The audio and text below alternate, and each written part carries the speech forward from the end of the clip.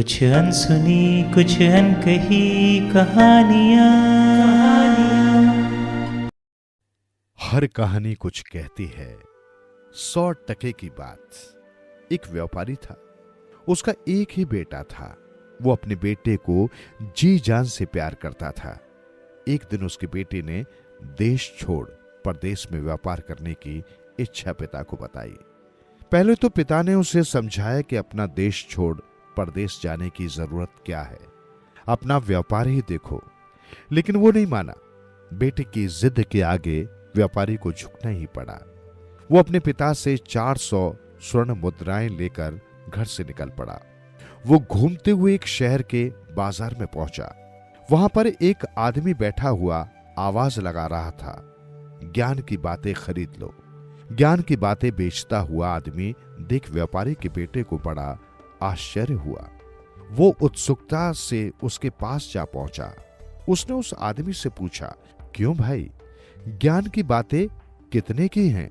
उस आदमी ने कहा, 100 स्वर्ण मुद्रा की एक बात है।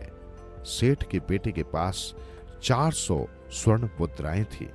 उसने 100 स्वर्ण मुद्राएं देते हुए ज्ञान की एक बात खरीद ली। वो आदमी बोला, एक से भले 2 होते हैं। सेठ के बेटे ने फिर 100 स्वर्ण मुद्राएं उसे दी और दूसरी ज्ञान की बात भी देने को कहा। उसने दूसरी बात बताई, खाना हमेशा अच्छी तरह से देखभाल कर खाओ। व्यापारी के बेटे ने बची हुई बाकी 200 स्वर्ण मुद्राएं भी उसे दे दी और बाकी की 2 बातें बताने के लिए कहा। परदेश में कभी किसी का यकीन मत करो, और चौथी बात यह कि जब भी सोना हो झटक पटक कर ही सोना। सेठ का बेटा चारों बातों को दिल और दिमाग में रखकर आगे चल पड़ा। चलते चलते उसकी निगाह तालाब के पास एक कछुए पर पड़ी। तभी उसे ज्ञान की पहली बात ध्यान में आई, सफर में हमेशा एक से भले 2 होते हैं। उसने तुरंत कछुए को उठाकर अपने साथ ले लिया। काफी दूर चलने के बाद वो थक गया। वहीं पर एक घने पेड़ के नीचे आराम करने के लिए लेट गया। ठंडी ठंडी हवा चल रही थी। उसने कछुए को पेड़ की डाली पर रख दिया। पेड़ की खो में एक सांप का बसेरा था। उस पेड़ पर बैठने वाले कौए से सांप की मित्रता थी।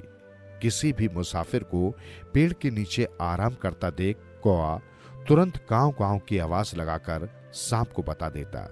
उसकी आवाज को सुन सांप बिल से बाहर आता और मुसाफिर को डस लेता। रोज का उनका यही काम था। व्यापारी का बेटा पेड़ के नीचे लेटा हुआ था। कौए ने कांव कांव की आवाज लगानी शुरू कर दी। वो आवाज सुनकर सांप तुरंत ही बाहर निकला और व्यापारी के बेटे को डस लिया। कछुए ने अपने दोस्त की यह हालत देखी तो वो बड़ा दुखी हुआ। कौआ कुछ ही दूर पर आराम से डाल पर बैठा हुआ था। कछुए को कौए पर बहुत गुस्सा आया। उसने धीरे धीरे खिसक कर कौए की गर्दन चुपचाप जा पकड़ी। कौआ कांव कांव कर चीखने चिल्लाने लगा। कौए की कांव कांव सुनकर सांप फिर बिल से बाहर आया और उसने उससे पूछा, अरे तुम्हें क्या हुआ, इस तरह क्यों चिल्ला रहे हो? कौआ बोला, भैया इस कछुए से मेरी जान बचाओ, इसने मेरी गर्दन पकड़ ली है। तुम जल्दी से इसके साथी का जहर चूसकर उसे जिंदा कर दो, नहीं तो ये मुझे मार डालेगा। सांप के पास अब कोई चारा नहीं था। उसने तुरंत व्यापारी के बेटे का जहर चूस लिया। शरीर से जहर का असर उतरते ही वो उठकर बैठ गया। कछुए ने भी कौए की गर्दन छोड़ दी। व्यापारी का बेटा सोचने लगा, 100 स्वर्ण मुद्राएं उस आदमी को देकर जो बात खरीदी थी, उसी की वजह से आज उसकी जान बच गई। व्यापारी का बेटा वहां से आगे बढ़ गया। रास्ते में कुछ दूर उसे एक पोखर नजर आया। वो पोखर के पास रुक गया। कछुए को उसने उसी पोखर में छोड़ दिया। फिर चलते चलते वो एक गांव में पहुंचा। वो गांव ठगों का गांव था। वहां पर एक से बढ़कर एक ठग थे। ठगों ने जब व्यापारी के बेटे को आते देखा तो वे उसके पास जाकर उसे ठगने की सोचने लगे। उनमें से एक ठग बड़ी चतुराई से बोला, क्या बात है जीजाजी, आप तो हमें भूल ही गए। धन्य भाग हमारे जो आप हमारे घर पधारे। आज हम आपको कहीं नहीं जाने देंगे, आप घर चलिए। व्यापारी का बेटा ठगों के जाल में फंस गया। वो उन ठगों के साथ उनके घर आ गया। वहां पर ठगों ने उसे बड़े प्रेम से बैठाया, खूब खातिरदारी की और हालचाल पूछा। कुछ देर बाद व्यापारी का बेटा और ठग भोजन करने बैठ गए। तभी व्यापारी के बेटे को उस आदमी की दूसरी बात याद आई, खाना हमेशा अच्छी तरह देखभाल कर खाओ। उसकी नजर दरवाजे के पास खड़े कुत्ते पर गई। उसने थोड़ा खाना कुत्ते के आगे डाल दिया। ये देख ठगों का मुंह लटक गया। भोजन में उन्होंने बहुत तेज जहर मिला रखा था। खाते ही कुत्ता वहीं मर गया। ये देख व्यापारी के बेटे के होश उड़ गए। व्यापारी के बेटे ने बहाना बनाया कि उसे भूख नहीं है और वो खाना छोड़ उठकर खड़ा हो गया। रात में सोने के लिए व्यापारी के बेटे को ठग की बड़ी बेटी ने एक कमरे में ले गई। कमरे में एक बहुत सुंदर पलंग था जिस पर बहुत ही मुलायम बिस्तर बिछा हुआ था। वो सोने की तैयारी करने लगा। फिर उसे उस आदमी की खरीदी हुई तीसरी बात याद आई, जब भी सोना तो झटक पटक कर ही सोना। उसने तुरंत बिस्तर झाड़ने के लिए बिस्तर उठाया। बिस्तर उठाते ही सारा भेद खुल गया। पलंग एकदम कच्चे सूत से बुना हुआ था। एक सुरंग के ऊपर पलंग रखा हुआ था। वो मौत के मुंह में जाने से फिर बाल बाल बच गया। उसने मन ही मन उस आदमी का आभार मान लिया जिसकी वजह से उसकी दूसरी बार भी जान बची। ठग की बड़ी बेटी ने बहुत कोशिश की, हर तरह से मनाकर सुलाने की जतन किया, मगर वो नहीं सोया।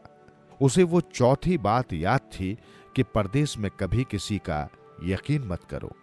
उसे गहरी नींद आ रही थी लेकिन वो नहीं सोया। अंत में ठग की बेटी हार मानकर मुंह लटकाई चली गई। उसके जाने के थोड़ी देर बाद ठग की छोटी बेटी आई। वो अपने परिवार से जरा अलग स्वभाव की थी। उसने जब व्यापारी के बेटे को देखा तो वो मन ही मन उससे प्यार करने लगी। उसने व्यापारी के बेटे से कहा, ये गांव ठगों का है।